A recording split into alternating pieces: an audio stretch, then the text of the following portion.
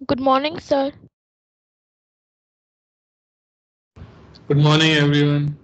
Good morning. Good morning, Good sir. morning, sir. Good morning. Good morning. Good morning, sir. Good morning, sir.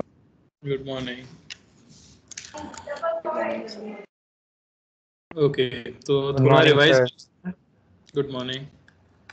कल क्या पढ़ा था हमने, ये रिवाइज कर लेते हैं थोड़ा, है ना। ओके, तो हमने एडिशन लॉ मेनली देखा था कल, और वो था एडिशन ऑफ टू वेक्टर्स। तो जैसे हमें पता है स्केलर्स को तो आप सिंपली ऐड कर देते हो, वेक्टर्स को ऐड करने के अलग लॉ हैं, और वही लॉ हमें यहाँ पढ़ने थे, ठीक है ना। तो उसमें पहला टाइप का जो लॉ हमने पढ़ा था वो है पैरेललोग्राम लॉ, जिसने हमें सिंपली बताया कि अगर ए और बी वेक्टर किसी पैरेललोग्राम की एडजेसेंट साइड्स हैं तो उनका एडिशन या रिजल्टेंट जो होगा वो उस पैरेललोग्राम का डायगोनल होगा, उन दोनों के इंटरसेक्शन पॉइंट से पास होने वाला, है ना। तो यहाँ हमने वैल्यू निकाली थी कि अगर ए और बी का मैग्नीट्यूड आपको पता है, दोनों के बीच का एंगल आपको पता है, तो आप उनका रिजल्टेंट इस फॉर्मूले से निकाल सकते हो, under root of A square plus B square plus 2ab cos delta, ठीक है ना। यहाँ पे एक चीज और है, ये जो रिजल्टेंट आया है, जैसे ओ बी वेक्टर हमारा रिजल्टेंट आया, ये ओ बी वेक्टर ए वेक्टर के साथ कितना एंगल बना रहा है, तो मैंने कह दिया कुछ डेल्टा एंगल बना रहा है। तो क्या हम ये डेल्टा कैलकुलेट कर सकते हैं? हाँ, आप अगर टेन डेल्टा लिखो, ट्राइंगल इस पे ध्यान दो, ओ बी एम पे, ओ बी एम, तो आप टेन डेल्टा की वैल्यू जो लिख सकते हो वो आ जाएगी आपके पास बी एम। बी एम देखो हमें कितना मिला था, B sine theta upon O M, O M जो कि क्या है A plus C M, C M था हमारा बी कॉस थीटा, यानी कि A plus B cos theta. तो ये भी याद रख लिया जाता है, कई बार पूछ लेते हैं कि जो रिजल्टेंट वेक्टर आएगा वो ए वेक्टर के साथ कितना एंगल बनाएगा। तो ये है angle made by resultant, angle made by resultant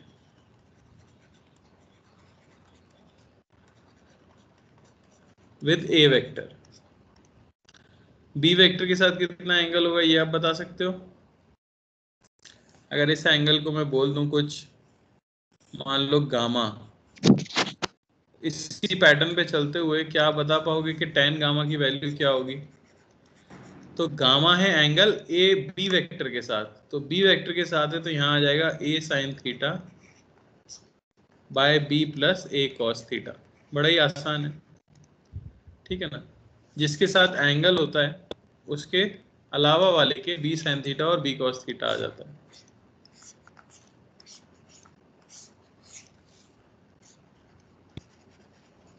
angle made by resultant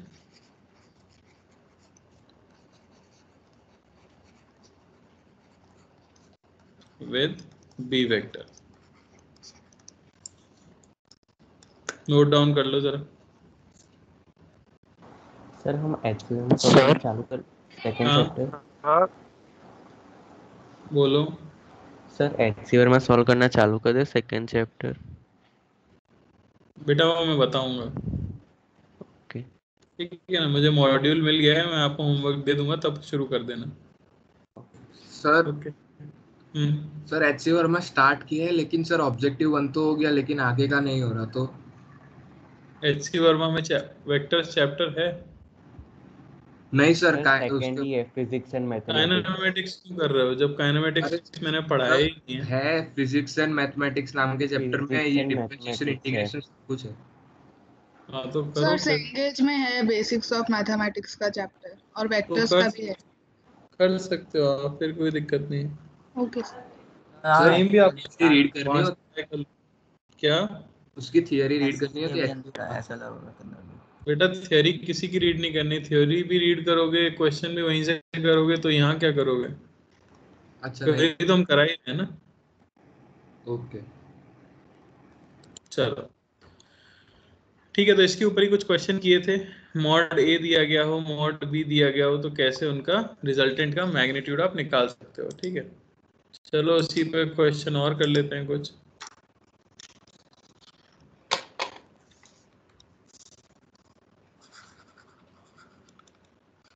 ठीक है, तो मान लो इफ ए वेक्टर का mod is 4 and b vector का mod is 5,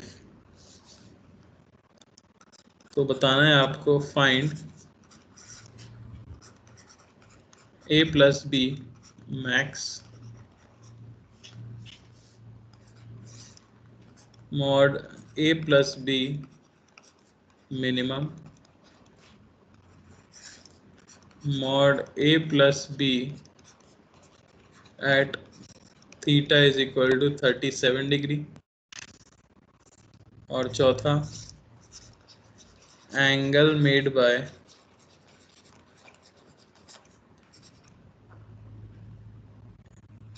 a vector plus b vector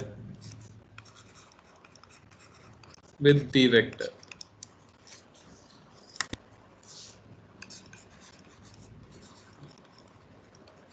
sir ये एंगल वाला समझ नहीं आया था, आपने जो ऊपर कराया ना रिजल्टेंट वाला। फॉर्मूला है बेटा, याद करना है। ज्योमेट्री है, उसमें क्या समझ नहीं आया मैं फिर से बता देता हूँ, पर थोड़ा सा आप अपना कंसंट्रेशन क्लास के अंदर रखो तो समझ आएगा। जो मैंने लिखा था उसके बाद समझ ना आने की कोई चीज़ नहीं है इसके अंदर। ये ट्रायंगल दिख रहा है आपको OBM, हाँ है ना, बोलते जाया करो बेटा साथ साथ फटाफट। हाँ सर। Yes, sir. OPM के अंदर अगर आप tan डेल्टा लिखोगे तो क्या लिखोगे, मुझे बताओ फटाफट। परपेंडिकुलर बाय बेस, बहुत ही ऑब्वियसली चीज़ पूछी है मैंने। परपेंडिकुलर BM की वैल्यू ये थी, उठा के मैंने यहाँ रख दी। बाय बेस जो था OC प्लस CM, OC की वैल्यू A है, CM की वैल्यू B cos थीटा है, वो उठा के मैंने यहाँ रख दी। तो बेसिकली वहाँ से हमें एक पैटर्न दिख जाता है कि एंगल अगर A वेक्टर के साथ चाहिए तो फॉर्मूला आता है B sign theta upon A plus B cos theta. Angle अगर A वेक्टर के साथ चाहिए, एंगल अगर B वेक्टर के साथ चाहिए तो A sign theta bye B plus A cos theta. समझ आया? याद रखने का तरीका है, बाकी निकाला तो हमने ज्योमेट्री से। क्लियर है क्या? हाँ सर। चलो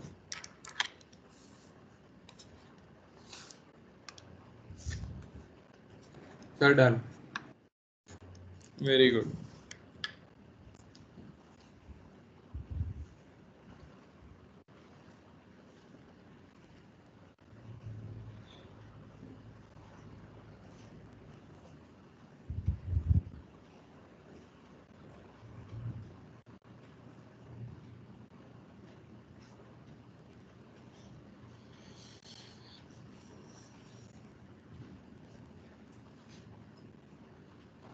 सर्टेन। ओके, सर एक डाउट था, हाँ बोलो। हमको अल्फा को tan इनवर्स के फॉर्म में लिखना है। हाँ, एंगल को अगर आप लिखना चाहते हो तो tan इनवर्स के फॉर्म में लिख दो। Okay sir done. बढ़िया, चलो मैं भी एक एक करके शुरू करता हूँ। सबसे पहले a प्लस बी का मैक्सिमम वैल्यू, तो बड़ा इजी सा है, ये सिंपली हो जाता है a प्लस बी, सर यानी आपने कि 4 मिनिमम प्लस क्या हुआ। अच्छा, ये मैक्सिमम नहीं होगा। a प्लस बी जो कि हो जाएगा 5 प्लस 4 यानी कि 9। सिमिलरली a प्लस बी की मिनिमम वैल्यू अगर बोली जाए तो वो हो जाती है मॉड a माइनस बी, यानी दोनों का डिफरेंस। दोनों का डिफरेंस अगर निकालेंगे तो आ जाएगा 1, 1। यानी a प्लस बी जो है वो 1 से लेके 9 के बीच में सारी वैल्यूज ले सकता है। तीसरा पूछा गया है जब थीटा 37 डिग्री है, तो मॉड a प्लस बी को मैं लिख सकता हूँ under root of a square plus b square plus 2 into a into b into cos 37 degree. यहाँ से आपको मिलेगा under root of 16 plus 25 plus 40 into 4/5 है ना। ये आपको मिल जाएगा कितना? रूट 73 आ रहा है टोटल में, और 40 रूट into 4 73 जैसा कि मुझे बताया जा रहा है। Yes sir, root sir. 73। Yes sir. तो ये आ गया आपका Yes. मैग्नीट्यूड। चौथे पार्ट में पूछा गया है एंगल विद बी वेक्टर। तो मैं लिख सकता हूँ एंगल विद बी वेक्टर, अगर अल्फा बोल दूं उसे, तो वो होना चाहिए a sin theta by b plus a cos theta. b के साथ चाहिए तो b अकेला रहता है फॉर्मूले में, याद रखने का ट्रिक है, ठीक है ना। a क्या है हमें दिया हुआ 4 into sine 37 3/5 12/4 upon b plus a cos 37। ये टोटल सॉल्व करके कितना आ रहा है? क्यों भाई, किसी ने किया है सॉल्व? सर 12/41 जैसा अजीब सा आता है। 12/41। हाँ सर। हाँ यस सर। सर, 12/41। बहुत बढ़िया। 12/40 अल्फा यहाँ से मिल जाता है tan इनवर्स 10 12/40। 12/40। ये हमारा आंसर। कोई दिक्कत किसी को? तो इतना सा है आपका पैरेललोग्राम लॉ। बेसिकली अगर आपको दो वेक्टर्स का मैग्नीट्यूड और उनके बीच का एंगल पता हो तो आप उनके रिजल्टेंट का मैग्नीट्यूड बता सकते हो, उनके रिजल्टेंट का एंगल दोनों वेक्टर से बता सकते हो, ठीक है ना। ये इसका एप्लीकेशन। क्लियर? अब देखो, इसी लॉ को लिखने का एक और तरीका होता है। कहते दोनों एक ही बात है पर उसे दूसरा लॉ कह देंगे हम एडिशन का। इसे हम कहते हैं triangle law. Triangle law of vector addition. पहले तो मैं इसका स्टेटमेंट बता देता हूँ। स्टेटमेंट है if a vector and b vector represent the adjacent sides of a triangle in a given sense, then the addition and resultant of these vectors is given by the third side of the triangle in opposite sense. पहले मैं लिख देता हूँ, ठीक है ना। If a vector and b vector are the adjacent sides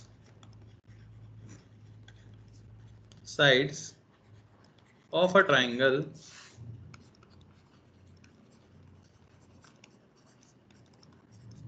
in a given sense,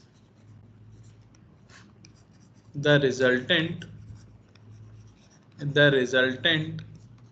is given by the third side in opposite sense। क्या मतलब है इसका, हम ये देखते हैं।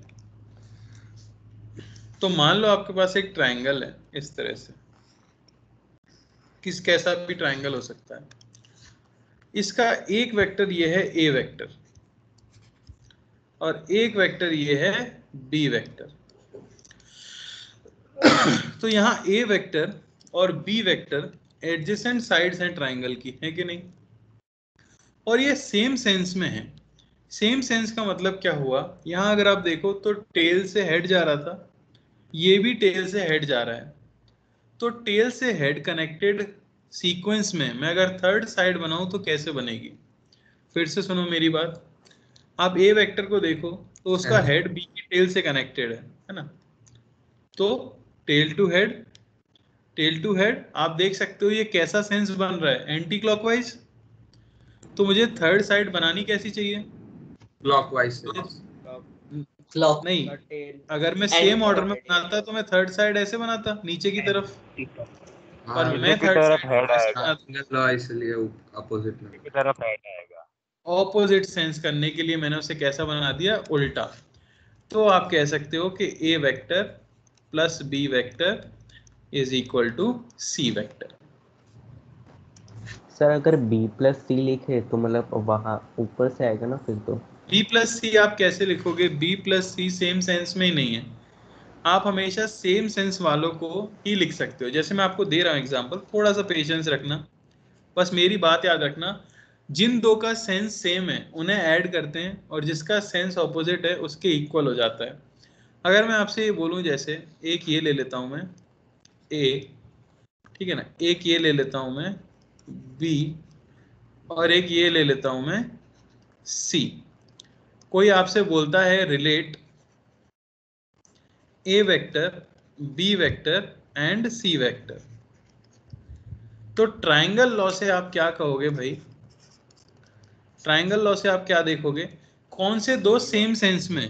देखो जरा, A vector plus C vector equals to B vector. अगर आप ए और सी को देखो तो ये दोनों क्लॉकवाइज जाना चाह रहे थे, है कि नहीं? और बी उल्टा हो गया है। बात समझ आ रही है? तो मैं क्या लिखूंगा? C vector plus A vector is equal to B vector. तो सिर्फ आपको क्या याद रखना है कि ट्राइंगल में 3 साइड होंगी, ये तो ऑब्वियस है। उनमें से जो 2 साइड्स टेल टू हेड और टेल टू हेड कनेक्शन में हैं, यानी जो वेक्टर हेड टू हेड में नहीं है या टेल टू टेल में नहीं है, उसको हटा के बाकी दोनों का एडिशन उस थर्ड वाले के इक्वल होता है। ये आपको ट्राइंगल लॉ बता रहा है। क्लियर हुआ क्या? बोलो भाई। Yes sir. Yes. कोई दिक्कत इसके अंदर? अभी क्लियर हो जाएगी अगर क्वेश्चंस करोगे। जैसे मैं बोलता हूँ relate a vector, b vector and c vector, please कोई आंसर मत देना, ठीक है? मैं पूछ लूंगा।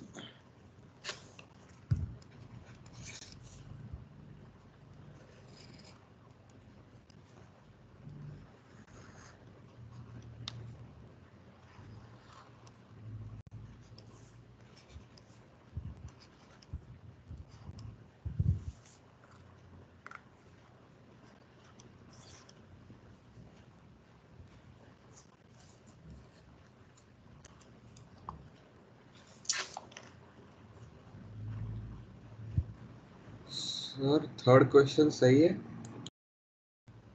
सब सही है बेटा।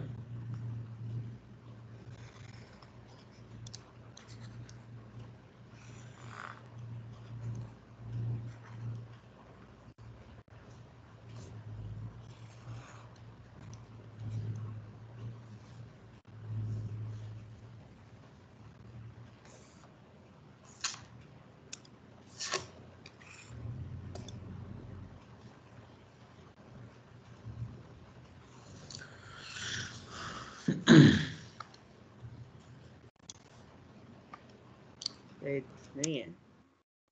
हाँ 4। हाँ सर डन। 3 1 थर्ड बताओ आज वाले का आंसर बताओ। थर्ड वाला sir C vector plus B vector plus B vector is equal to A vector. आप देख सकते हो सी और बी सेम सीक्वेंस में है, यानी कि सी प्लस बी ये होना चाहिए ए के इक्वल। बहुत बढ़िया, ठीक है। उसके बाद सेकंड वाले का ओम आप बता दो, Om Vyas. Yes sir, A vector plus B vector is equal to C vector. A vector plus B vector is equal to C vector बिल्कुल गलत है। No sir. आपको बेटा क्या देखना है? हाँ sorry, B plus C is equal to A. नहीं, वो भी गलत है। A plus C is equal to B. वही बचा है तीसरा वही बचा है, पर श्योरली बोलो। देखो, tail to head, tail to head, तो आप क्या बोलोगे? A plus C is equal to B. क्या गलती कर रहे हो यार? हाँ सर, वो भी गलती। हितार्थ, आवाज आ रही है? हाँ सर। ट्राई करना चाहोगे? सर थर्ड में तो सारे एक ही डायरेक्शन में, तो पता नहीं चला। ट्राई करो, क्या कहोगे? Sir a plus B plus c equal to 0। Yes sir. कौन बताया ये? कौन बोला भाई? सर कांस्टेंट बोल सकते सर, मैं स्मिथ। बहुत बढ़िया बेटा। तो देखो, ऐसा लिख सकता हूं ना मैं, देखना जरा। मैं लिख सकता हूं A vector plus B vector is equal to minus C vector, लिख सकता हूं क्या? अगर सी ऐसा रहा होता तो काम हो जाता कि नहीं? या कोई लिख सकता है B vector plus C vector is equal to minus A vector, A को उल्टा कर देते तो भी काम हो जाता, B plus C is equal to A. अरे है कि नहीं? हाँ सर, किसी को भी उल्टा कर सकते हैं, पी को भी माइनस। मेरी बात समझ आ रही है? किन्हीं दो को सेम सेंस में रखते इक्वल हो जाता तीसरे के उल्टे के। या लिख सकते थे c plus a is equal to b, और तीनों से एक ही बात आपको मिल रही है, रिलेशन ए प्लस बी प्लस सी माइनस बी वेक्टर होगा ना सर? यस। हाँ, बोलो भाई, क्लियर हुआ? Yes sir. तीनों से एक ही रिलेशन हमें मिल रही है। तो अगर नहीं दिया उल्टा तो आप उल्टा करके देख सकते हो। हाँ बोलो। सेकंड वाला एक बार वापस समझाओगे? क्या सर सेकंड वाला एक बार वापस समझाओगे? बेटा? सेकंड वाला? हाँ सर। के थर्ड वाला? Second second sir, second. Second में क्या है सर ये एरो तुमको? वाला क्या एरो किया है सर, ये एरो वाला समझ नहीं आया। आप जब ये समझा रहे थे ना, तब मेरा कनेक्शन चला गया बेटा? था। आपको ट्रायंगल लॉ समझ आया है? क्या है ट्रायंगल लॉ, बोल के बताओ, फटाफट बोलना तेजी से। ट्रायंगल लॉ में अगर कोई भी दो वेक्टर है ना, सेम सेम पैटर्न में फॉलो करते हैं ना, तो यहाँ कौन से तीसरा दो जो वेक्टर होगा सेम ना वो पैटर्न में है? सेकंड क्वेश्चन में कौन से दो वेक्टर सेम पैटर्न में है? ए एंड सी। तो बराबर बी, क्या बचा? Yes sir. नहीं सर, वो आपने मिडिल में एरो किया ना, तो मेरे को अरे बेटा, ये सब हलवा बातें हैं, ये सब का कोई मतलब नहीं है। कहीं भी एरो दे दिया, तुम समझ गए ना? Yes sir. और डायग्राम गंदा हो रहा था इसलिए दे दिया। चलो, तीसरे में डाउट तो नहीं है? चौथा चौथा कौन बताएगा? आप ही बता दो। चलो, बताओ। अत्रि कुमार को बताने को डाउट था, वो बताएगा। फोर्थ का बोलो बेटा। Sir A vector plus C vector is equal to B vector. छा गए। किसी को कोई डाउट इसमें? No sir. No sir. तो बड़ी आसानी से ट्रायंगल लॉ का ये यूज तो आपको समझ आ गया होगा कि इसके अंदर अगर दो साइड्स एक सीक्वेंस में दिए तो तीसरी साइड के साथ हम रिलेशन निकाल सकते हैं।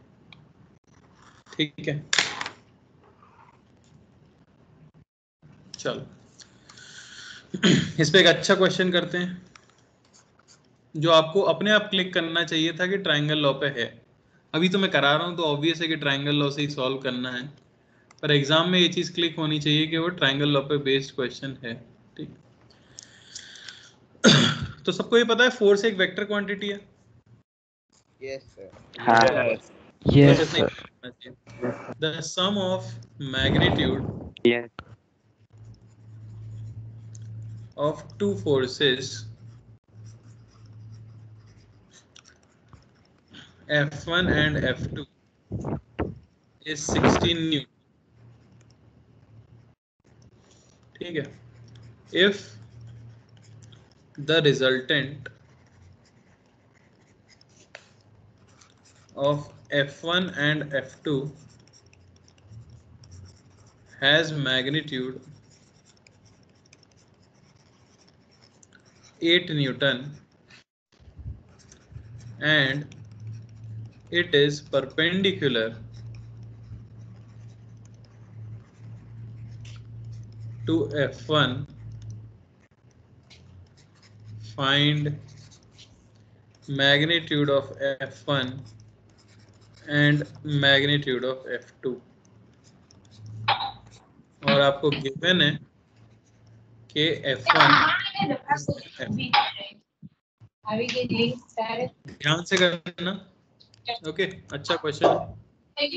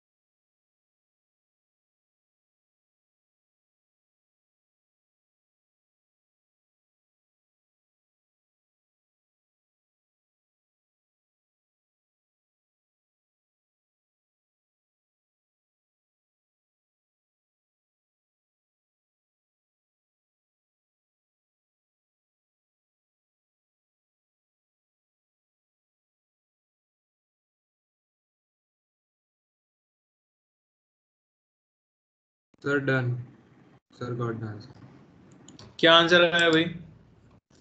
Sir F2 is equals to 10 okay, and F1 equals to 6। हाँ वही बढ़िया। हो गया। तो जिन लोगों ने कर लिया बहुत बढ़िया बात है। मैं आपको एक बात बताना चाहता हूँ, एक हिंट होता है कभी भी ट्रायंगल लो यूज करने के लिए, क्वेश्चन लैंग्वेज के फॉर्म में आए तो। देखो ट्रायंगल में 3 साइड्स होती हैं, है ना? तो कभी भी 3 वेक्टर की कोई भी बात आए तो ये पहला हिंट होगा कि शायद क्वेश्चन ट्रायंगल लॉ से सॉल्व होगा। मैं 100% नहीं बोल रहा हूँ, पर ये अप्रोच बनाने का तरीका है। आगे चल के क्वेश्चन आप देखोगे तो किसी क्वेश्चन में 4 वेक्टर होंगे, किसी में 5 होंगे, किसी में 6 होंगे। कभी भी 3 दिखे ना आपको तो वो बहुत हाई प्रोबेबिलिटी होती है कि क्वेश्चन ट्रायंगल लॉ से सॉल्व होगा। और उसमें भी खास करके अगर किन्हीं दो में, उन 3 में से किन्हीं दो के बीच का एंगल 90 डिग्री हो जाए तो श्योर हो जाना कि वो ट्रायंगल लॉ से ही सॉल्व होगा और आपको डायग्राम ही बनाना है। अब यहाँ पे इन्होंने दिया है कि 2 फोर्स हैं F1 और F2, ठीक है ना? तो मैं मान लेता हूँ ये F1 कुछ ऐसे, ओके। तो बोला जा रहा है कि इनका जो रिजल्टेंट है, तो रिजल्टेंट को अगर मैं R वेक्टर बोल दूं तो रिजल्टेंट F1 से 90 डिग्री बनाता है। तो बताओ F2 कहाँ रहा होगा? क्या आप इमेजिन कर सकते हो? हाइपोटेनियस पे। Yes. इस तरह से F2 को रहना पड़ेगा क्योंकि रिजल्टेंट तो बीच में ही आ सकता है। हाँ अरे समझ रहे हो कि नहीं? रिजल्टेंट बीच में आना चाहिए, F1 से 90 डिग्री बनाना चाहिए। और आपको दिया गया है कि F1 प्लस F2 इनका मैग्नीट्यूड ये 16 है, R की वैल्यू 8 है। सर पैरेलल शिफ्ट 90 करके बिल्कुल वेक्टर को खुद से पैरेलल हम शिफ्ट कर सकते हैं, ये प्रॉपर्टी होती है, तो हम इसे इस तरह शिफ्ट कर देंगे F2। बात समझ आई? Yes sir. अब आप सिंपली क्या कह सकते हो भाई, मैथ्स में ये क्या हो गया, राइट एंगल ट्रायंगल, तो पाइथागोरस थ्योरम लगाई जा सकती है। आपने पहले F2 इस साइड क्यों बनाया है? प्लस F1 स्क्वायर, 2 मिनट रुक जाओ, बाद में डाउट पूछना। जिनको समझ आ रहा है उनको एटलीस्ट पहले समझने दो, फिर आपका डाउट मैं क्लियर करता हूँ। Are square plus F1 square ये होना चाहिए F2 स्क्वायर। यहाँ से पुट कर देते हैं वैल्यू, तो R तो है 8 प्लस F1 का स्क्वायर ये होना चाहिए, F2 को मैं लिख सकता हूँ 16 माइनस F1 का स्क्वायर, ठीक है ना। यहाँ से आपको पाइथागोरस थ्योरम मिलेगी 64 प्लस F1 स्क्वायर ये होना चाहिए 256 सर ये प्लस कैलकुलेशन बढ़ जाएगी इससे तो। एक सेकेंड सर आप F1 स्क्वायर क्या हुआ सर, लेकिन आप F1 को इस साइड लेके a square minus b square वाला लगा देते तो इजी हो अरे जाता। बेटा ठीक है, अपना अपना सॉल्व करने का तरीका है, गलत थोड़ी, ए कट गया F1 सॉल्व हो गया फटाफट। F1 की वैल्यू यहाँ से आपको मिल जाएगी 6 न्यूटन। क्वाड्रेटिक थोड़ी बन रही है, F1 तो कट ही रहा है ना। अच्छा हाँ, देखना नहीं था। सिमिलरली आप F2 निकालोगे, F2 आ जाएगा 10 न्यूटन, क्योंकि ये रिलेशन हमारे पास है। बात समझ आई? अब बोलो किसको क्या क्या डाउट था। पहला डाउट किसी ने कहा था कि F2 को मैंने लेफ्ट में क्यों बनाया, शायद ये डाउट था क्या? अरे अब बोलो ना, डाउट क्या कर हुआ ना? हाँ सर यही क्योंकि भाई रिजल्टेंट हमेशा दोनों वेक्टर के बीच में आता है, तो अगर ये 90 डिग्री पे है तो F2 को इसके इसी तरफ होना पड़ेगा ना, राइट में तो हो नहीं सकता इसके। ओके रिजल्टेंट हमेशा दोनों वेक्टर्स के बीच में आता है। लेकिन ये जरूर थोड़ा है कि मतलब F2 जो F1 से एंगल बना रहा है वो उस एंगल से R को टच ही करे, मतलब ट्रायंगल फॉर्म हो, ये जरूर थोड़ा था। क्यों नहीं होगा, तीनों दोनों का रिजल्टेंट है ना भाई वो। आपको ये रिलेशन भी तो पता है कि F1 plus F2 vector is equal to R vector, तो ट्रायंगल बनना तो जरूरी है क्योंकि उनका रिजल्टेंट है वो। ये बोला गया है ना रिजल्टेंट, अगर कोई रैंडम थर्ड वेक्टर होता तो नहीं होता, जरूरी नहीं होता, पर यहाँ बोला गया है कि दोनों का रिजल्टेंट वो है। आप देख भी सकते हो क्लॉकवाइज सेंस में बराबर है इसके, फ्रॉम ट्रायंगल लॉ। क्लियर हुआ? सर हाँ ये पता कैसे चलेगा कि F1 से R की तरफ जा रहा है या R से F1 की तरफ जाएगा? अरे अगर ये नीचे की तरफ जा रहा होता तो फिर रिजल्टेंट 90 डिग्री कैसे बनाता मेरे भाई। अगर ये वेक्टर है, थोड़ा तो सोचना पड़ेगा, मैंने कहा था अच्छा क्वेश्चन है। अगर ये आप F2 बोलते इसका मतलब ये F1 है और F2 ऐसा होता तो रिजल्टेंट तो बीच में कहीं आता, तो 90 डिग्री बन ही नहीं सकता था। समझ आया? Yes sir. सर तो मतलब क्वेश्चंस आएंगे तो हमें अप्रोच लगा लगा के देखना पड़ेगा कि ट्रायंगल लॉ से होगा, क्वाड्रेटिक लॉ से होगा। बेटा यही तो एग्जाम है यार, यही तो मैंने आपको बताया कि कैसे शायद आप सोच सकते हो कभी भी क्वेश्चन के अंदर के कोई ट्रायंगल लॉ का क्वेश्चन है। एक तो 3 साइड कभी भी दी हो और दो साइड्स के बीच का एंगल कहीं 90 डिग्री बोल दिया हो, तो बहुत हाई प्रोबेबिलिटी है कि ट्रायंगल लॉ से सॉल्व हो जाएगा। ठीक है ना? क्लियर हुआ? तो दो yes sir. Yes sir clear. कोई भी डाउट किसी को? बहुत ज़्यादा क्वेश्चन इस पे नहीं आते क्योंकि चैप्टर में और भी इम्पोर्टेंट चीज़ें हैं, पर हाँ ये याद रखना ज़रूरी है।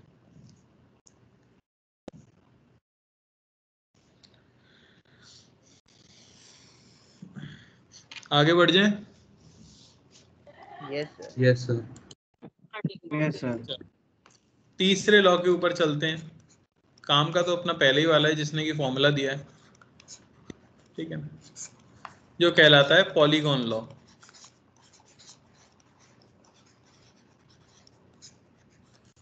पॉलीगॉन आपको पता है क्या होता है? एन साइडेड शेप बेसिकली, कोई भी शेप जिसमें कि कुछ एन साइड्स हों, है ना। 4 साइड हो सकती हैं, 5 साइड, हेक्सागन, पेंटागन, तो पॉलीगॉन ले लिया हम। तो पॉलीगॉन लॉ आपको ये बताता है कि if all the sides of a polygon are taken in a given sense, the resultant or addition of all the sides is given by the closing side but in opposite sense. तो ये triangle law का generalisation है। Triangle law को general कर दिया है तो polygon law बनना है, ठीक है ना। क्या है? If all the sides of a polygon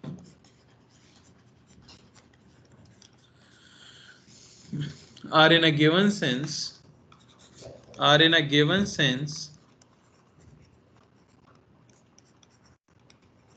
their resultant is given by the closing side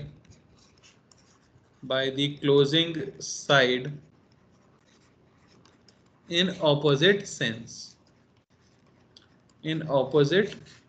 sense. जैसे मान लो ये वेक्टर है आपका ए वेक्टर, ये वेक्टर है बी वेक्टर, ये है आपका सी वेक्टर, ये हो गया कुछ डी वेक्टर, ये हम मान लेते हैं ई वेक्टर। ऐसे हम बनाते चले गए एफ वेक्टर। तो इन सभी का सेंस आप देख सकते हो क्या है, सेम है। तो इन सभी का एडिशन या रिजल्टेंट जो होगा वो इनको क्लोज करने वाली साइड देगी, है ना।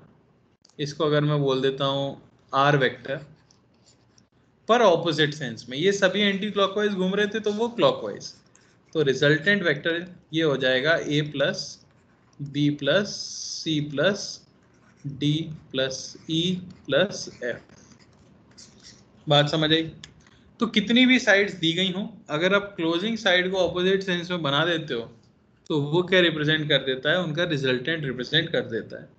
यानी इन 6 वेक्टर्स को बनाने की जगह मैं सिर्फ आर वेक्टर भी स्पेस में बनाऊं तो दोनों सेम बात को रिप्रेजेंट करेंगे। क्लियर? Yes sir. फिगर में आपने 2 डी वेक्टर सर आपने 2 बार डी लिख दिया है सर। 2 बार डी लिख दिया है, ये तो छोटी छोटी समस्या है। और कुछ?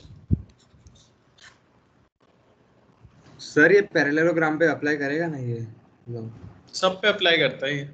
सर पर इसमें वैल्यू कैसे फाइंड करेंगे? किसकी वैल्यू बेटा?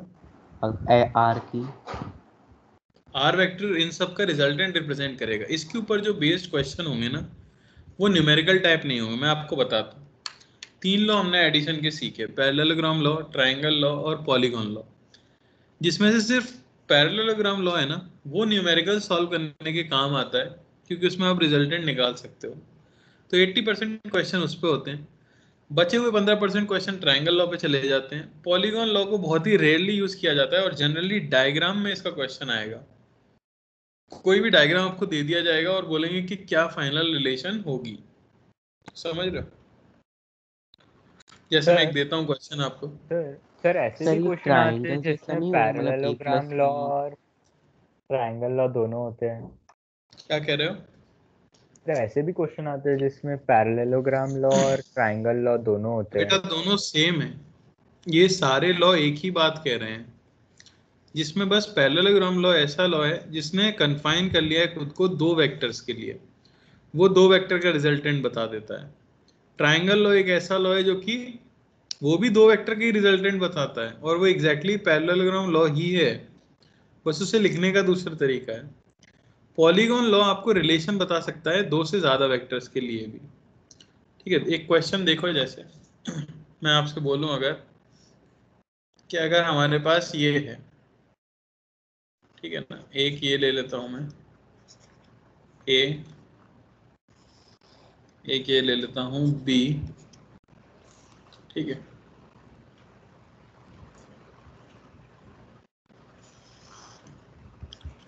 ये मान लो सी और ये मान लो डी। ओके तो आपको बताना है कि भाई फाइंड ए plus B plus C plus D. इनकी वैल्यू क्या होगी? होगी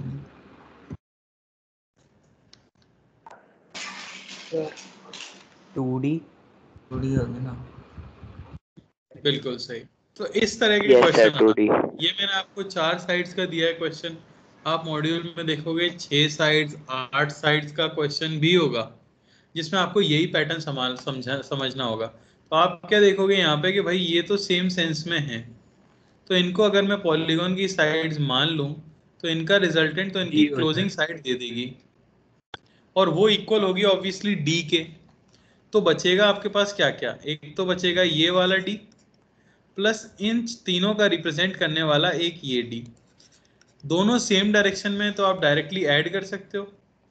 तो आपको नेट जो मिलेगा यहाँ से A plus B plus C plus D, या आपको 2 टाइम्स डी वेक्टर मिल जाएगा। समझ आया? तो इस तरह के क्वेश्चन आ जाते हैं। जब हम मॉड्यूल डिस्कस करेंगे तब उनका हो ही जाएगा। सर मेनली तो आपको सिर्फ है क्या हुआ सर, ओरिएंटेशन में है ना, वेक्टर्स मॉड्यूल में है बेटा, उसको मॉड्यूल ही कहेंगे ना, ओरिएंटेशन मॉड्यूल। हाँ वही सर, मतलब हाँ सर मैंने क्या सर अगर हम ये क्वेश्चन में डी के जगह ए प्लस बी प्लस सी सब्स्टिट्यूट करें तो वो भी चलेगा ना? कर सकते हो। Okay sir. ठीक है, वो तो ऑप्शन में क्या दिया है उस पर डिपेंड कर जाएगी बात। ठीक है, चलो अब जैसे मैं आपसे ये पूछूं क्या, हाँ क्या कह रहे हो भाई? सर ऐसे डायरेक्ट क्वेश्चन आ जाते हैं क्या पेपर में? अब यार सबका एप्लीकेशन है, तुम तो सीखो चीजें, ये मत सोचो क्वेश्चन कैसे आते हैं। अभी बहुत टाइम है एग्जाम में, जब आएगा ना तब मैं खुद बता दूंगा क्या कैसे होता। ठीक है, मान लो 5 वेक्टर दिए हैं इस तरह से, तो आपको बताना है ये दिया गया है 5 forces act at a point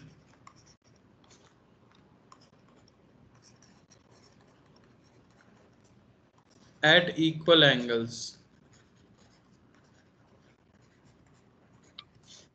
find f net। तो ये पता है क्वेश्चन आता कैसे, ये डायग्राम तो मैंने आपको दिखा दिया लेफ्ट वाला। जो लैंग्वेज मैंने लिखी है उसका मतलब है कि 5 फोर्सेस लगते हैं जो कि कुछ इस तरह से हैं, 2 3 4 और 5, और ये पांचों के पांचों फोर्सेस इक्वल एंगल पे लगते हैं। तो नेट फोर्स कितना होगा हमें ये बताना है। तो अगर आप ध्यान से देखो ना, तो मैंने ये जो डायग्राम बनाया है लेफ्ट में, पेंटागन जो बनाया है, वो इसी को रीअरेंज करके बनाया है। समझ रहे हो बात? जीरो हो जाएगा। तो इसका आंसर क्या आता है? नेट फोर्स की वैल्यू क्या आ जाती है? 0। और आप एक रूल की तरह याद रख सकते हो, क्योंकि देखो ये 0 तो हो गई ऑब्वियसली, क्योंकि इन चारों का रिप्रेजेंटेशन ऐसे होगा, है कि नहीं? ये ऑपोजिट डायरेक्शन में तो ये कैंसिल हो जाएंगे, तो नेट तो 0 आने वाला है। तो यहाँ में नोट करके एक चीज याद रखनी है हमेशा आपको, क्योंकि हम फोर्सेस भी पढ़ेंगे न्यूटन लॉज के अंदर, तो वहां ये काम आएगा। If equal forces act at equal angle with each other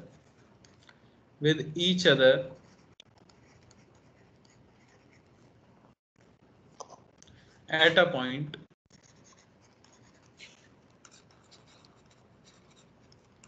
f net is equal to 0। याद रखना आप हमेशा, 3 लगे जैसे कि कोई बोले f f f, ये तीनों लग रहे हैं 120 डिग्री पे, तो उनका रिजल्टेंट 0 आएगा। 4 तो आपको दिखता भी है कि 0 ही आएगा, f एक ऊपर एक नीचे, इनका भी क्या आ जाता है, 0 आ जाता है। 0 ठीक है, 5 होंगे तो भी 0, 6 हो, 1000 हो तो भी क्या होगा, 0। अगर equal forces equal angle with each other लगते हैं तो नेट फोर्स क्या आता है, 0 आता है। ये इकलौता और सबसे इम्पोर्टेंट एप्लीकेशन है पॉलीगॉन लॉ का, जो हम न्यूटन्स लॉ के अंदर यूज करते हैं। ठीक है, कोई दिक्कत? सर ऐसे कितने लॉज है एडिशन तीन ही लॉ, में कितने लॉज है? 3 ही लॉ हैं जो हो गए। ओके सर, समझ आया? तो इम्पोर्टेंट कौन सा है आपको भी समझ आ गया होगा, वो पैरेललोग्राम लॉ है मोस्ट इम्पोर्टेंट, जिसका फॉर्मूला आपको याद रखना है। कोई दिक्कत? No sir. No sir. No sir. चलो,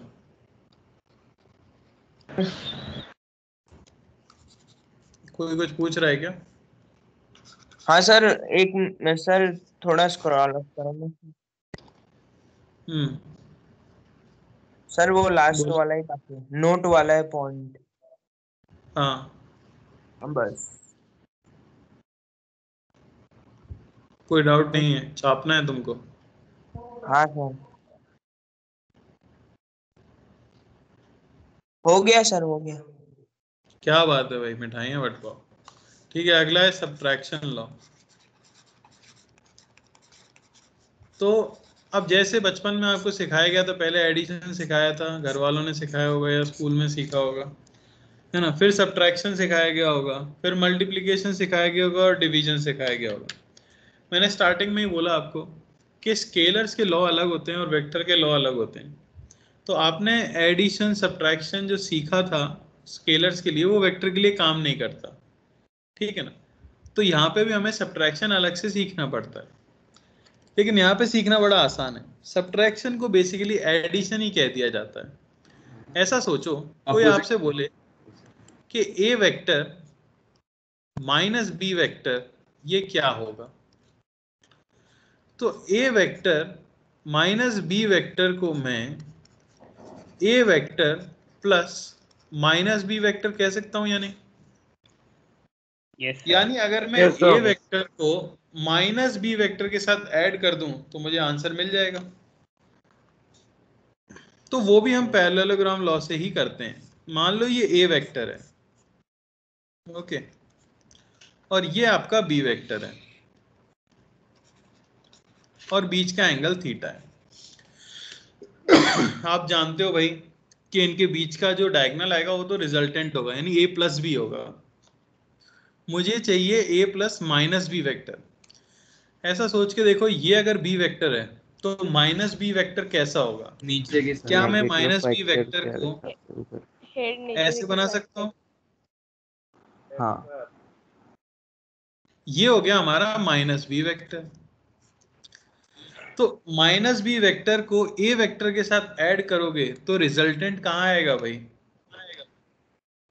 कुछ बीच में आएगा इस तरह से, यस। है कि नहीं? बस, तो ये आपका रिजल्टेंट वेक्टर जो है ये होगा A vector plus minus B vector. यानी आपको करना क्या है, पहले तो इनके बीच का एंगल थीटा था, तो इनके बीच का एंगल कितना हो गया? 180 माइनस थीटा। 180 minus theta. तो मैं लिख सकता हूं a माइनस बी वेक्टर का मॉड, सीधे फॉर्मूले में चेंज कर रहा हूं मैं और कुछ नहीं, under root of A square plus B square plus minus 2ab 2ab cos 180 minus theta. Sir cos आपने पाई बोला माइनस था थीटा क्या हो जाएगा? बेटा बीच में मत बोला करो यार, कितनी बार मैं बोल चुका हूँ, बीच में तुम बोलते हो। a माइनस बी क्या हो जाएगा भाई अपने पास? Under root of A square plus B square plus 2ab, sorry minus हो जाएगा यहाँ,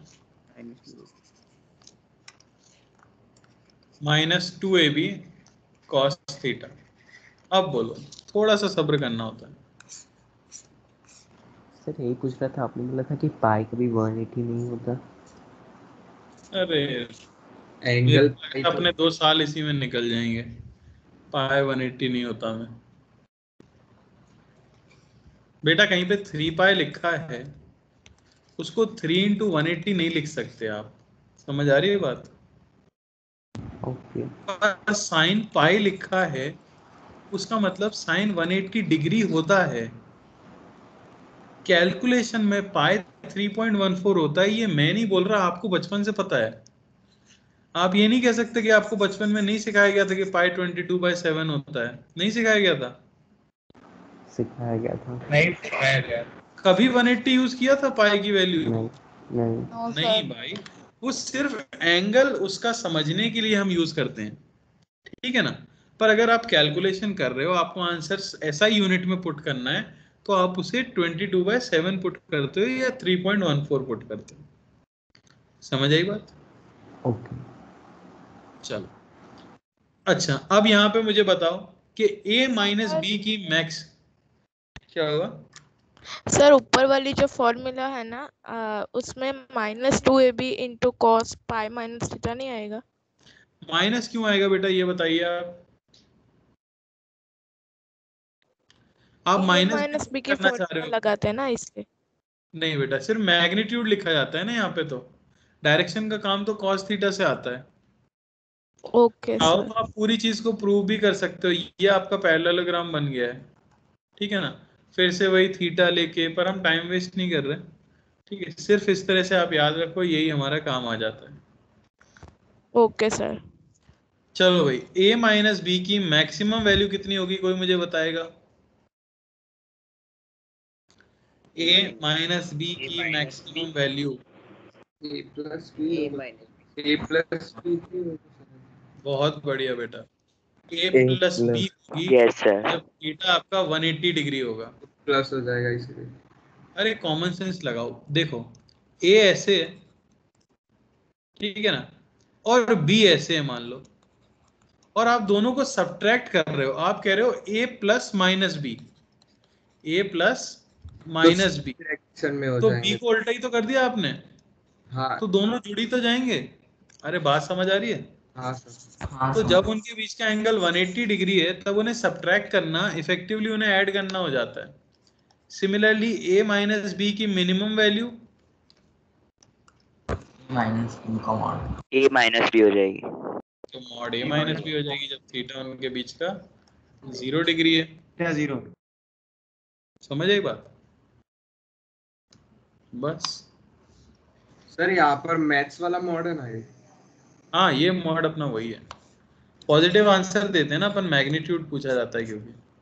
चलो मैं पूछ लेता हूँ आपसे, तो जैसे मॉड ए ये हमारे पास है, मान लेते हैं 2, और मॉड बी ये हमारे पास 1, बीच का थीटा ये है हमारा 53 डिग्री। तो find mod a plus B comma mod a minus B, mod a plus mod B, mod a minus mod B. तो ध्यान से पढ़ना, क्वेश्चन में क्या लिखा है, क्या पूछा गया।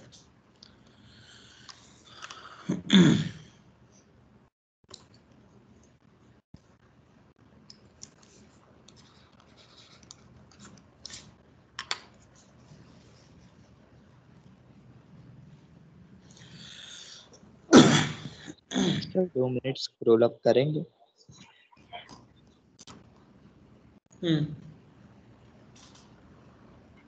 Thank you sir.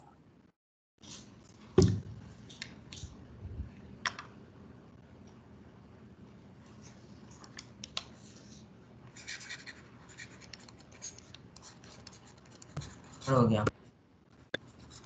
Okay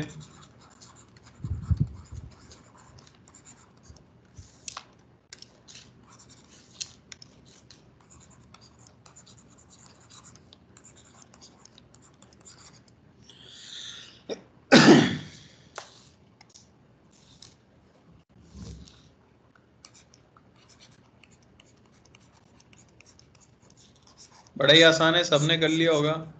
A square plus B square plus 2 into A into B into cos 53 degree 3/5। 3/5 ये हो गया आपका 4, 5 और यहाँ 12/5 यानी कि 25 plus 12 37/5 square root of 37/5 under root 37/5 हमारा आंसर आ रहा है। Similarly mod a minus b under root of A square plus B square minus 2 a b into cos 53 degree. ये हो गया हमारे पास कितना रूट 13/5 अंडर रूट ऑफ 13/5। तीसरे में आपसे पूछा है mod a plus mod B, तो ये तो भाई 2 + 1 3 3 और 1 हो जाएगा। Mod a minus mod B 1 तो 2 - 1 यानी कि 1। बड़ी आसान सी बात। किसी को कोई डाउट? चलिए No, sir. अगला question, find angle between a and b if mod of a plus b is equal to mod of a minus b. क्या एंगल होगा बीच में अगर एडिशन का मैग्नीट्यूड इक्वल है सब्ट्रैक्शन के मैग्नीट्यूड के? 90 डिग्री। कौन बताया? बढ़िया, किसने बताया? सर 90 क्योंकि 90 दोनों साइड वही होगा 0 0। cos थीटा cos नहीं 180 माइनस थीटा सेम ही होगा। सर बड़ी एक सेकंड ऊपर करो, अभी का आराम से बाकी लोग ट्राई कर लो। सर तो इसका सॉल्यूशन करें या फिर डायरेक्ट लिख सकते हैं? कर दो, सॉल्व कर दो। एग्जाम में अगर बोर्ड में पूछा तो सॉल्व करना पड़ेगा। आगे चल के ऐसे वाले बहुत क्वेश्चन करेंगे हम, a cross b is equal to a minus b और ये सब।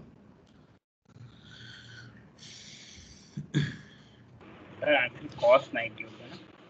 बिल्कुल, तो बस एंगल ये वैल्यू पुट करनी है, a square plus b square plus 2ab cos theta, ये इक्वल हो गया a square plus b square minus 2ab cos theta 2ab cos theta under root, यानी कि 4ab cos थीटा ये होना चाहिए 0 या cos theta is equal to 0 या थीटा आपको मिल गया 90 डिग्री। समझ आया? मैं बस आपको वो क्वेश्चंस टाइप करा रहा हूं जो आपको ओरिएंटेशन पैकेज में मिलेंगे, ठीक है ना? हाँ बोलिए, बोलो बेटा।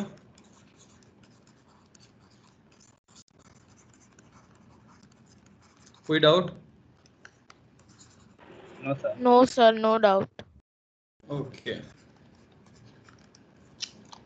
अगला इस टाइप के क्वेश्चन आपको पैकेज में मिलेंगे, बहुत ही आसान आसान क्वेश्चन होते हैं।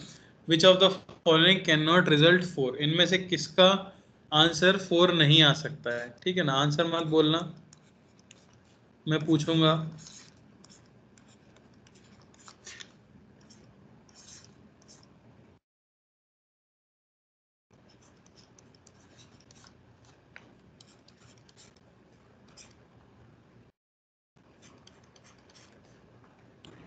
सर मल्टीपल करेक्ट है। हाँ सर मतलब एडिशन में रिजल्ट नहीं आना चाहिए कि सब्ट्रैक्शन में? हाँ, कभी भी कोई रिजल्टेंट नहीं आना चाहिए, और रिजल्टेंट जनरली बोला जाए तो एडिशन ही हो जाता है। वैसे सेम ही रेंज आती है दोनों की, है ना? हाँ सर, इंटरवल तो एक ही है।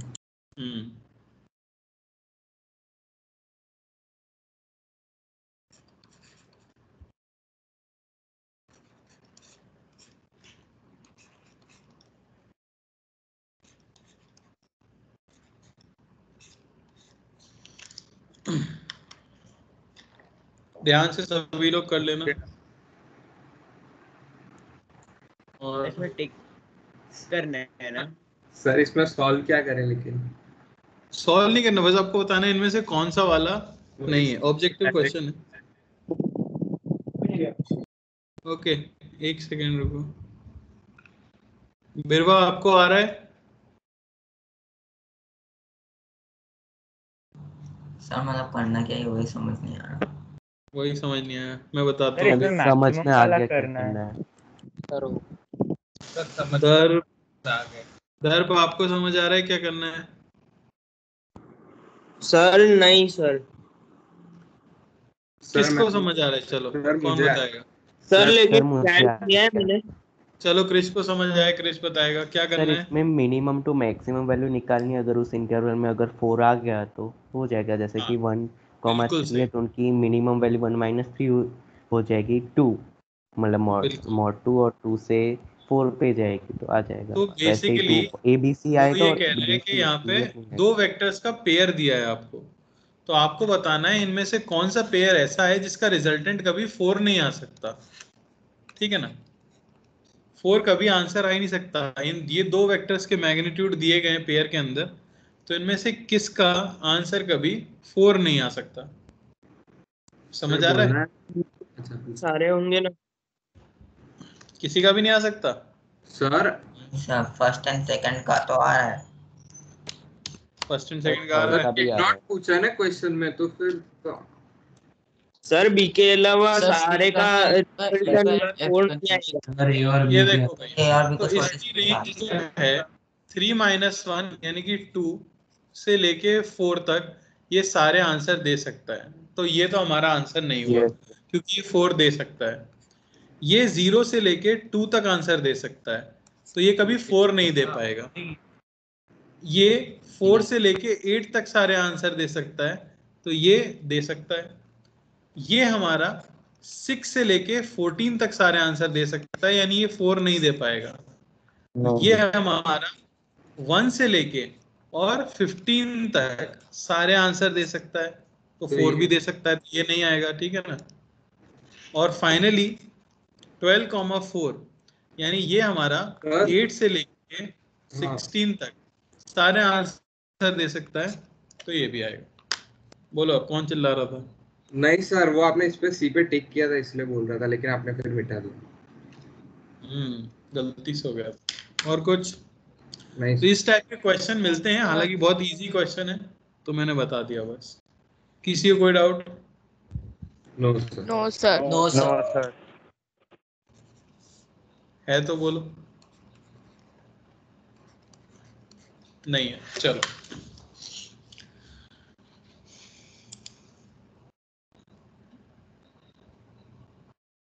ये हो गया आपका addition and subtraction of vectors. ठीक है, तो ये मुश्किल चीज मैंने पहले करा दी। अब अगली चीज एडिशन एंड सब्ट्रैक्शन या addition of vectors in vector form. Vector form बहुत ही सरल चीज। अगर आपसे कोई बोले कि ए वेक्टर यह है a1 i cap plus b1 j cap plus c1 k cap, और बी वेक्टर यह है b1 i कैप, सॉरी इसे दे देते हैं नाम a2 i cap plus b2 j cap c2 k cap. कोई पूछे a प्लस बी की वैल्यू क्या है, मॉड नहीं लगाया है, मैग्नीट्यूड नहीं पूछा है, वेक्टर फॉर्म में आंसर चाहिए, तो क्या करेंगे भाई? A1 + A2 i A cap चला B1 है आई + कैप में A1 + A1, A2 I cap B1 B + B2 चला J है cap आई कैप में A2, C1 तो + दोनों C2 मिलके कितना चलेंगे आई कैप में? A1 + A2 I cap plus B1 + B2 J cap plus C1 + C2 K। बहुत ही हलवा चीज। कभी भी आपसे एडिशन पूछा जाए, मान लो सामने वाला सब्ट्रैक्शन पे उतर है, तो A1 - A2 I cap plus B1 - B2 J cap plus C1 - C2 K cap, यानी I को I, J को J और K को K। कोई समस्या? बोलिए भाई। No sir. No vector form sir. बहुत ही आसान है ना? चलो, तो अब मैं क्वेश्चन दे रहा हूं आपको। P पॉइंट है हमारा 0, 2, 0। Q पॉइंट है -1, 1, 2। R पॉइंट है 2,0,1 और S पॉइंट है 3,0,0। तो आपको बताना है फाइंड पहला PS वेक्टर, दूसरा पहले PS वेक्टर, QR वेक्टर और SR वेक्टर।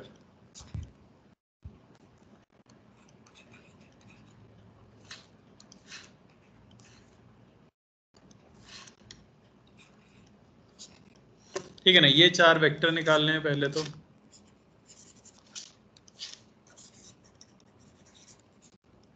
ओके, सेकंड में हमें बताना है PS vector plus SR vector का मैग्नीट्यूड, या एक सेकेंड,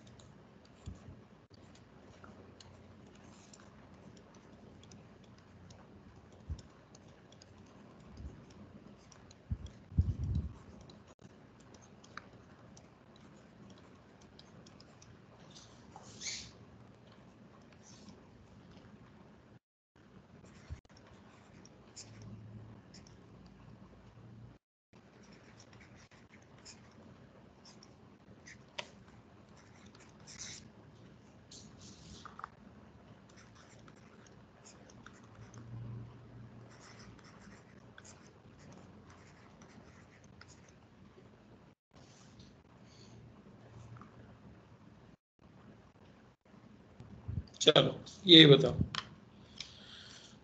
ध्यान से करना, मैं एक एक पार्ट पूछूंगा। सर एक सेकंड, थोड़ा ऊपर स्क्रॉल करो ना। ऊपर तो बेटा बस ऐड किया है।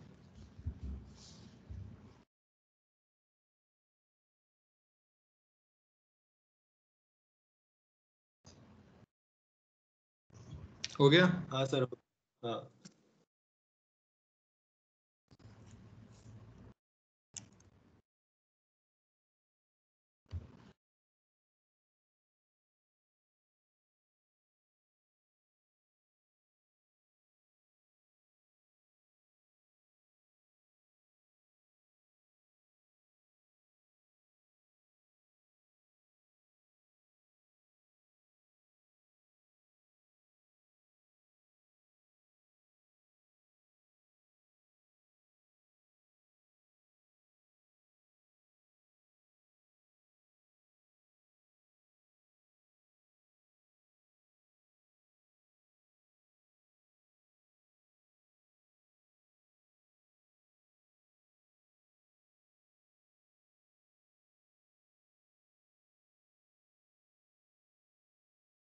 सर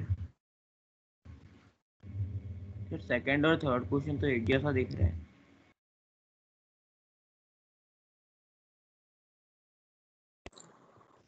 क्या कह रहे हो भाई? सेकंड और थर्ड क्वेश्चन में सर, सेकंड में ब्रैकेट्स है क्या? मॉड नहीं है बेटा, मोड है। मॉड है। ये क्या था? SR SR और ये क्या था? RP।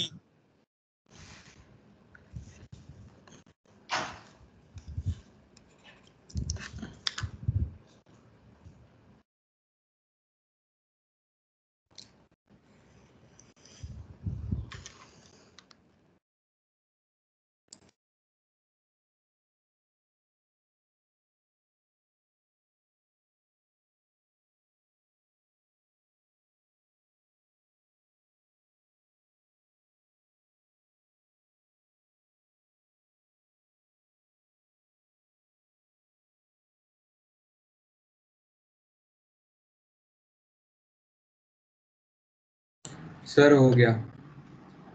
अच्छा आगे भी लिखा था सर 2 मिनट। सर, फिफ्थ देखा ही नहीं था।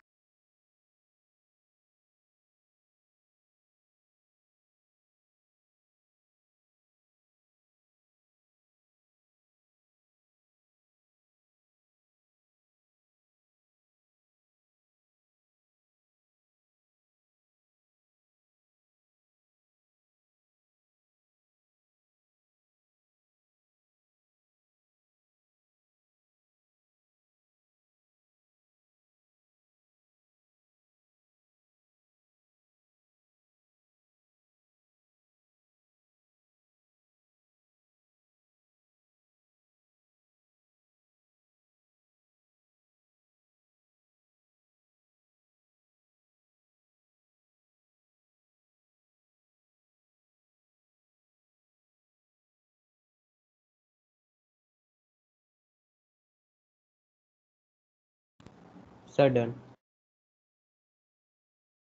Yes sir done.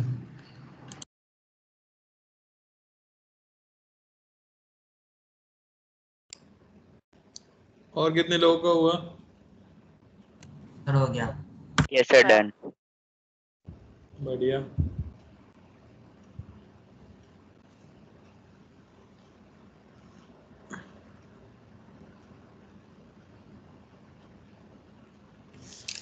ओके चलो अपन भी स्टार्ट करते हैं। पहले नाम तो लिख ही लेता हूं मैं। तो फर्स्ट पार्ट के लिए पी एस वेक्टर यानी एस माइनस पी, तो ये हो गया 3i cap minus 2j cap. फिर आपका क्यू आर वेक्टर है यानी r माइनस क्यू, तो 3i cap -1 j -1 j cap -1 k cap. बिल्कुल सही। फिर हमारा बाकी है S R vector -1 i cap plus k cap. बिल्कुल सही। और फाइनली हमारा है RP vector -2 i -2 i cap plus 2 j cap -1 k cap. Minus K cap plus 2j cap minus k cap. सबका है ये? Yes sir. Yes sir. Yes sir. चलो अतीक आप बताओ सेकंड पार्ट का फर्स्ट का आंसर क्या आएगा? यानी कि P S vector plus S R vector. Yes sir 2i cap minus 2j cap plus k cap. P S plus S R yes sir यही 2i आता कैप है। राइट है sir. Minus 2i 2j cap minus 2j cap plus k cap. बिल्कुल सही। और similarly Q r plus r P भी बता दो। i cap plus j cap minus 2k cap. किसी को कोई डाउट? सिंपली ऐड करना था। No sir. चलो पार्ट नंबर 3 इसके लिए हम चुनते हैं ओम जोशी जी को।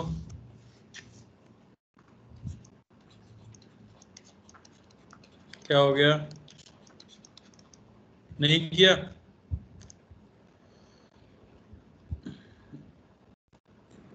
क्लास से भाग गए क्या? चलो तो ओम व्यास जी बता दीजिए।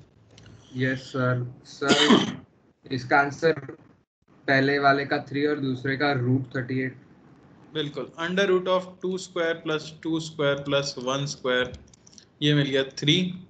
सिमिलरली हमें चाहिए था q r plus r p यानी कि under root of 1 plus 1 plus 4 यानी कि अंडर रूट 6। √6। ठीक है, √6। कोई दिक्कत किसी को? नो। चलो चौथा चौथे का आंसर ओम क्लास से भाग गए क्या? अरे ना सर मैंने अभी तो अच्छा नहीं, दूसरा। दूसरा वाला ओम। ओम जोशी आवाज नहीं आ रही क्या भाई? आंसर तो देते हो तुम। सर ओम जोशी का ओम शुक्ला। ओम जोशी जी की बात कर रहा हूँ, कुछ नहीं बोल रहे। Yes sir. आंसर देते हो ना तुम, आज क्यों नहीं दे रहे? सर अरे सर निकाल दिया एमएस टीम ने मेरे को मीटिंग से। और किसने निकाल दिया? एमएस टीम ने। प्रॉब्लम अकर हुआ तो। तुम हो तो टीम में, अपने आप निकाल दिया? हाँ डिस्कनेक्ट हो गया। चलो फोर्थ का बता दो, Q R minus S R. Sir fourth वाला नहीं हुआ है अभी तक मेरा। अब देख के बता दो, क्यू आर में से एस आर को माइनस ही तो करना है बेटा, कितना टाइम लगेगा इसमें? तो 1 मिनट सॉल्व कर देता हूँ फटाफट। क्यू आर में से Q R minus S R,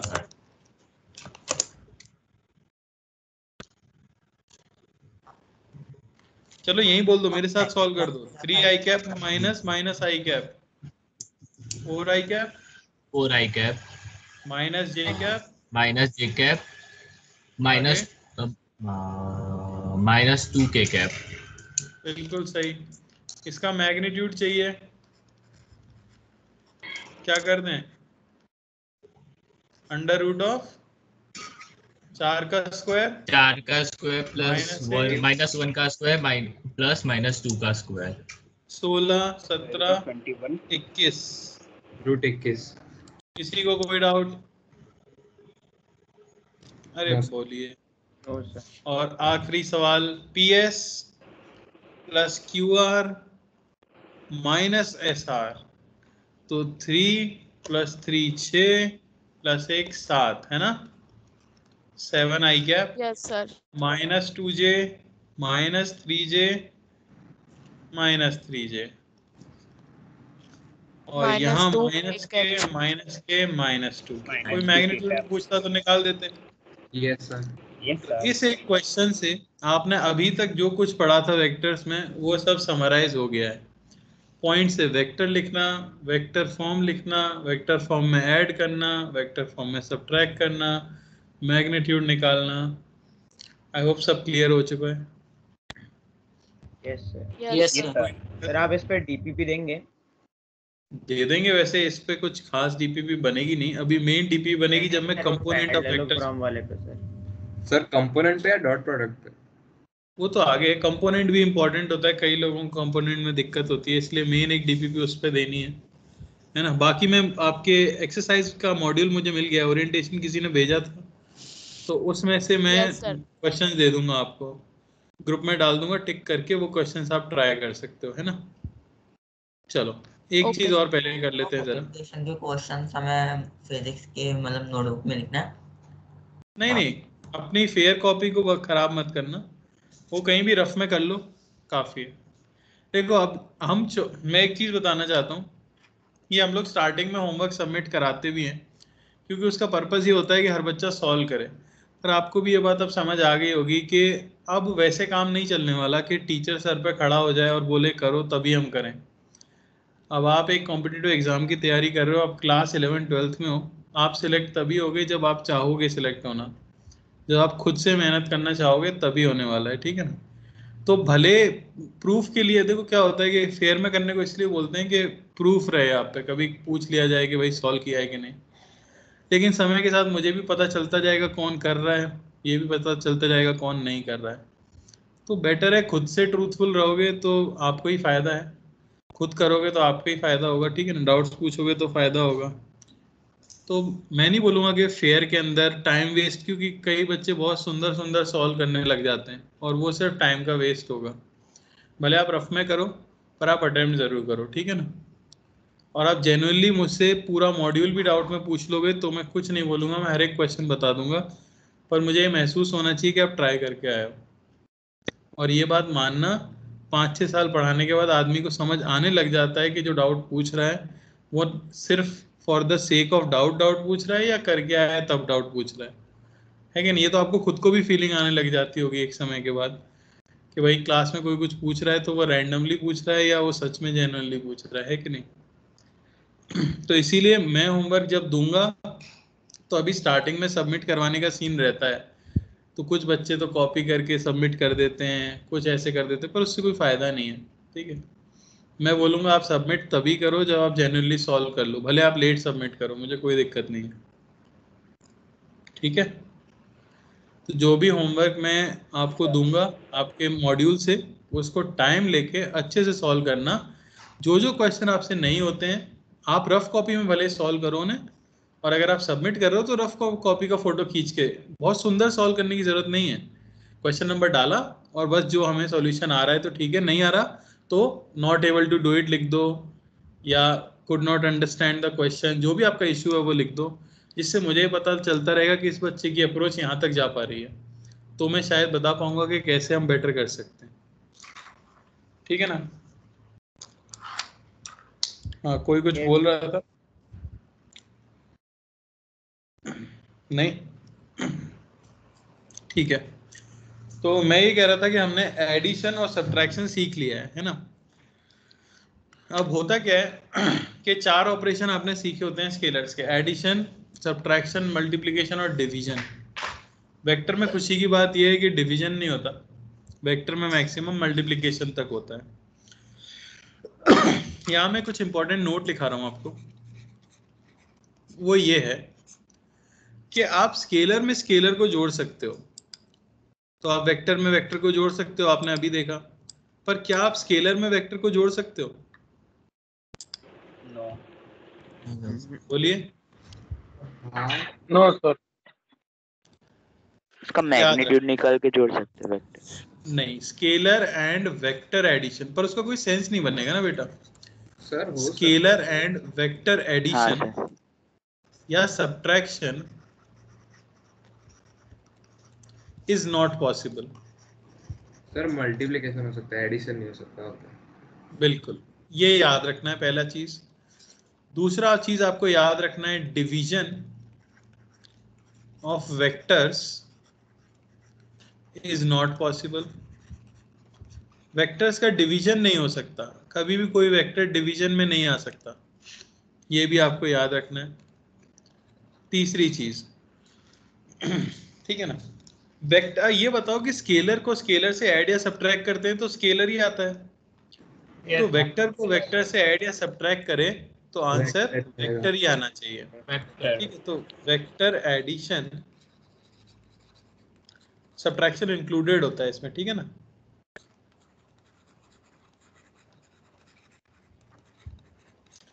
must result in a vector। तो होता क्या है, अगर मैं आपसे ये बोलूं कि भाई a vector minus a vector ये क्या होगा, तो आप क्या आंसर दोगे? वेक्टर होगा। नहीं, क्या वैल्यू आएगी? अरे a माइनस a 0 होगा ना। 0 सर मैग्नीट्यूड होगा, डायरेक्शन। बोलिए भाई। नल वेक्टर होगा। जीरो वेक्टर आंसर देते हैं, समझ आ रही बात? नल वेक्टर, इसलिए जीरो वेक्टर बनाया गया था। अगर आप सिर्फ जीरो लिख देते तो वो गलत क्यों हो जाता? क्योंकि LHS में वेक्टर्स का सब्ट्रैक्शन हुआ और RHS में एक स्केलर आंसर आ गया, तो वो सही नहीं होता। जैसे स्केलर्स को ऐड या सब्ट्रैक्ट करने पे स्केलर आता है, वैसे वेक्टर्स को ऐड या सब्ट्रैक्ट करने पे वेक्टर आना चाहिए, इसीलिए हमें नल वेक्टर डिफाइन करना पड़ा था। समझ आ रही है बात? यस तो सर। इसमें ध्यान जरूर देना, ये एक इम्पॉर्टेंट चीज है। ओके, चौथी चीज, क्या वेक्टर स्केलर के साथ मल्टीप्लाई या डिवाइड हो सकते हैं? सर डिवाइड कर सकते हैं, मल्टीप्लाई कर सकते तो हैं। वेक्टर कैन बी मल्टीप्लाइड और डिवाइडेड सर डिवाइड कैसे होगा? By a scalar. अरे स्केलर से डिवाइड हो सकते हैं, स्केलर से डिवाइड हो सकते हैं, जैसे 3 इंटू ए वेक्टर को 3a वेक्टर लिखा जा सकता है, या हाफ इंटू ए वेक्टर को a वेक्टर बाय 2 लिखा जा सकता है। बात समझ आई? तो वो भी मल्टीप्लिकेशन ही है ना, एक तरह का जो डिवीजन होता है, बस 1/, से हो जाता है मल्टीप्लिकेशन। ठीक है, पर वेक्टर वेक्टर का डिवीजन नहीं पॉसिबल है, ठीक है ना। वेक्टर वेक्टर का डिवीजन पॉसिबल नहीं है। क्लियर हुआ क्या? बोलो भाई। Yes sir. मतलब 1/a वेक्टर नहीं लिख सकते? क्या कह रहे हो? जैसे sir 1 divided by a vector वैसे नहीं लिख सकते ना? नहीं, वो नहीं लिख सकते, नीचे कभी वेक्टर नहीं आएगा सर। तो वेक्टर का मल्टीप्लिकेशन, वेक्टर वेक्टर का मल्टीप्लिकेशन तो हो ही सकता है, वो हम देखेंगे आगे चल के, वो काफी इंपॉर्टेंट है। पहले मैं बस एक सिंपल सी चीज आपको बता देता हूं, वो है multiplication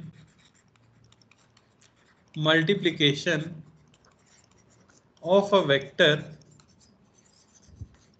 bye a scalar. Scalar से मल्टीप्लाई करें अगर एक वेक्टर को तो क्या होगा? बड़ा ही सिंपल सा है, ठीक है। तो आपको याद क्या रखना है? सबसे पहली चीज, तो मान लो कि आपने m को मल्टीप्लाई किया a वेक्टर से, तो ये हो जाता है ma vector.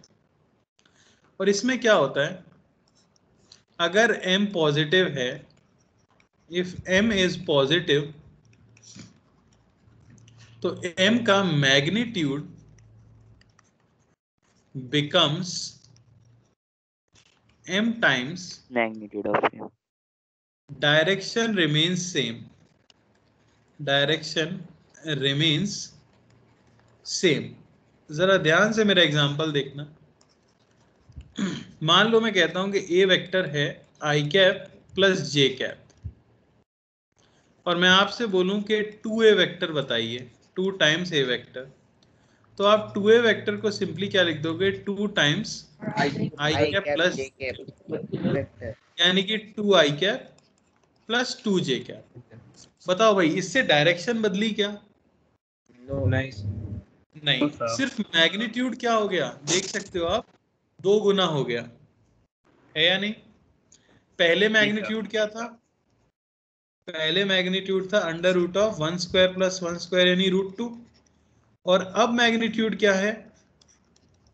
Under root of 2 square plus 2 square यानी कि 2√2। तो अगर आप एक पॉजिटिव कांस्टेंट से मल्टीप्लाई करते हो, पॉजिटिव स्केलर से मल्टीप्लाई करते हो, तो मैग्नीट्यूड सिर्फ m टाइम्स हो जाता है, उतने गुना मैग्नीट्यूड हो जाता है, जबकि डायरेक्शन क्या रहती है, सेम।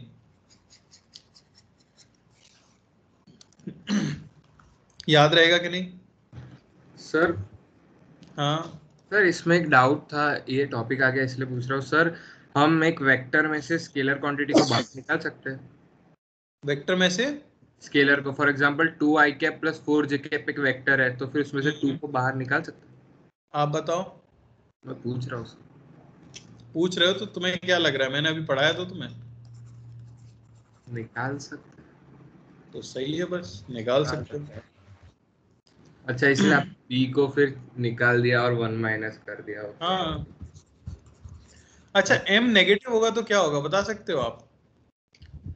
m अगर नेगेटिव हुआ डायरेक्शन चेंज हो जाएगी। मैग्नीट्यूड तो m टाइम्स होगा, पर डायरेक्शन अपोजिट becomes opposite है कि नहीं? जैसे हम कहें कि a वेक्टर है मान लो 4i कैप, तो -3a वेक्टर ये हो जाएगा -3 इंटू 4i कैप, इसे कह सकते हैं -12i कैप, या आप कह सकते हो 12 इंटू -i कैप। तो आप देख सकते हो डायरेक्शन i कैप से क्या हो गई, -i कैप, और मैग्नीट्यूड क्या हो गया, 3 गुना। क्लियर है कि नहीं? तो बड़ा ही छोटा सा टॉपिक था स्केलर के साथ मल्टीप्लिकेशन। तो उसमें बस आपको क्या याद रखना है कि m अगर पॉजिटिव है तो डायरेक्शन अनचेंज रहेगी, m नेगेटिव है तो डायरेक्शन रिवर्स हो जाएगी, बाकी मैग्नीट्यूड तो हमेशा m टाइम्स हो जाएगा। दूसरी चीज जो अभी किसी ने पूछी, इंपॉर्टेंट बात, आप किसी भी वेक्टर में से स्केलर को बाहर निकाल सकते हो, उसमें कोई दिक्कत नहीं है। ओके, जैसे a वेक्टर मान लो लिखा हुआ है कहीं 2i cap plus 4j cap, तो उसे आप 2 times i cap plus 2j cap लिख सकते हो। ठीक है ना? कोई दिक्कत नहीं सर। No sir. तो फिर आज यहीं पे एंड कर रहे हैं।